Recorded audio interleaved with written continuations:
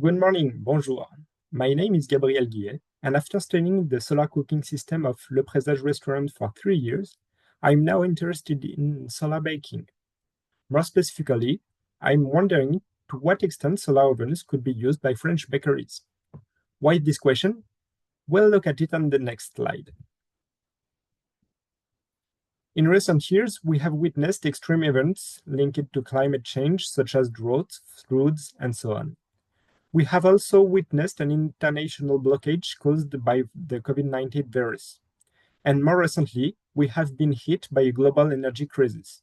In France, some bakeries have suffered particularly badly, seeing their energy bills rise from 5% to 50% of their sales. These events have demonstrated our need to improve the sustainability and resilience of society. At the same time, a number of entrepreneurs have developed solar systems for their businesses. Neoloco is Europe's first solar bakery, Le Présage, Europe's first solar restaurant. After them, new bakeries have opened, as well as roasting workshop and recently a brewery. See the map on the right. Today, there are at least a dozen solar-powered craft businesses. They mainly use solar energy, which is a local and renewable resource.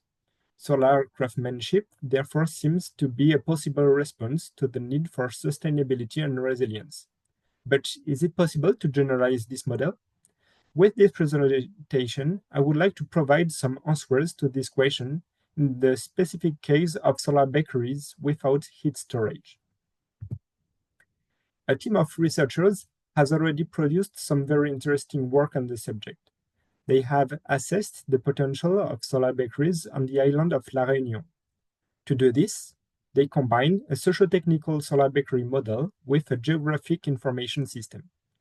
They took things a step further by creating a framework for planning sustainability pathways for artisanal bakeries. This framework is based on a probabilistic approach that takes into account the bakery model, food behavior profiles, and territorial trends. They applied this framework to Western Europe, Southern France, and Sweden. In all cases, they demonstrated the potential of the solar bread economy. With this work, my aim is to highlight the characteristics of the current bakery market that may represent opportunities or threats for the development of solar bakeries. To do this, I'm rereading existing data from the point of view of solar bakery. The data comes mainly from French statistical bodies, public administrations, and private organizations linked to the bakery sector. I also used a number of opinion polls and market studies. Finally, I undertook a series of interviews with bakers in order to obtain more details on certain specific aspects that the previous sources did not cover. Let's start with some general information about the market. According to INSEE, there are around 29,000 bakeries and bakeries pastries in France. This means the market is very competitive and that any economic advantage is welcome. Half of all bakeries are located in rural or suburban areas and are therefore likely to have floor space and access to sunlight. On the first hand, on average, bread accounts for 44% of sales, while pastries and viennoiseries together account for 37%. In general, a different oven is used for bread and pastries, as the latter require more precise baking conditions. This is perhaps why today's solar bakeries sell mainly bread. On the other hand, the two main expenses for bakeries are staff and raw materials. The energy bill is included under other expenses and represents around 5% of sales. Ovens account for half of the energy bill. It has 2.5% of sales. This may not seem like much, but remember that the bakery sector is highly competitive. Moreover, this expense can rise sharply depending on market fluctuations. On average, bakers make 2.6 batches of bread a day.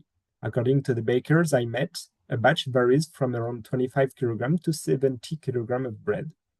Making a small number of large batches of bread saves time and therefore money. Ovens are fueled by fuel oil, gas, electricity, and more rarely wood. The diagram shows the energy combinations frequently used by bakeries. As the data comes from a study carried out between 2008 and 2010, these proportions may have evolved. According to the figures below, fuel oil and gas ovens require almost twice as much power as electric oven and lead bakeries to consume 25 to 50% more energy. It's important to note that bakery ovens are very powerful and energy-hungry machines. To obtain the same power as an average electric oven, but using solar energy, you would need a collector surface area of 35 per square meter on average.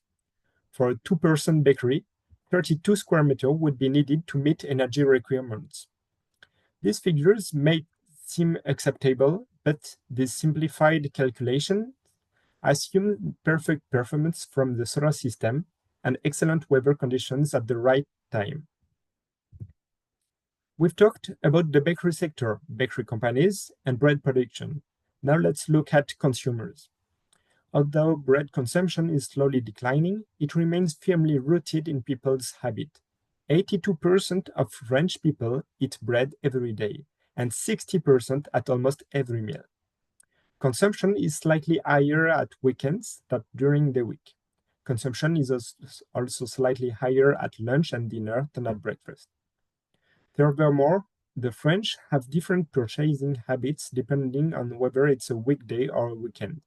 In both cases, they mainly buy bread before lunch, but on weekdays, many also buy in the early or late afternoon, whereas at the weekend, they prefer to buy before breakfast. These statistics are interesting because they indicate that the time of purchase during the week is more related to availability than to consumption. In terms of criteria for choosing bread, freshness comes third after taste and tradition.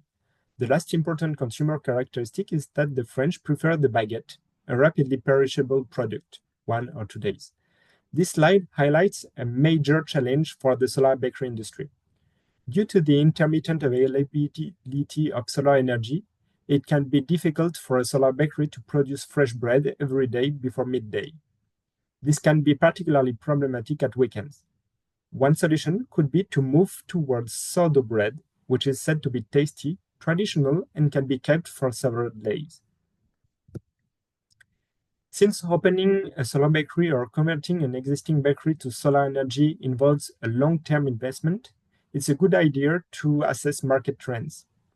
On the one hand, several trends are working in favor of solar bakeries. Recruitment pressure could indirectly promote solar systems, as they implicitly involve daytime work and commitment to the environment. There is consumer demand for a diversification of bakery products.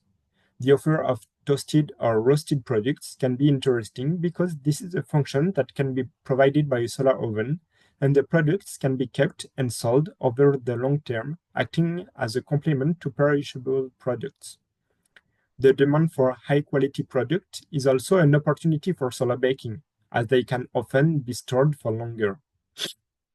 Finally, with the rise of teleworking, demand is increasingly spread across the day. As we saw earlier, this could help solar bakeries reach more consumers. On the other hand, certain trends are working against solar bakeries. Firstly, the average size of bakeries is increasing, which means greater power and energy requirements. Secondly, solar bakeries may face competition. After the COVID-19 pandemic, home baking increased.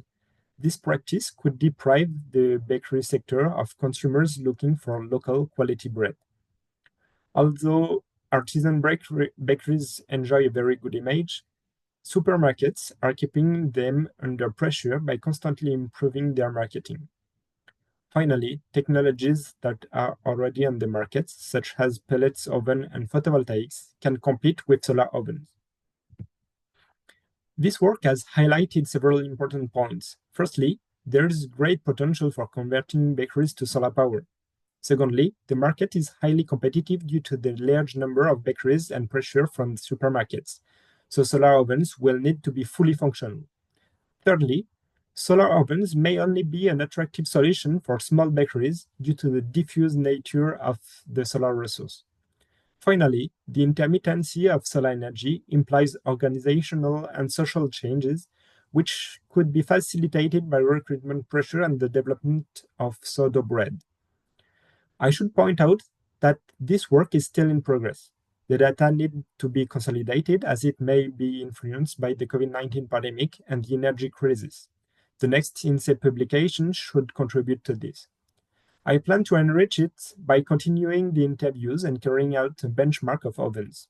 I also plan to study the possibility of smoothing the transition to solar energy by hybridizing with electricity.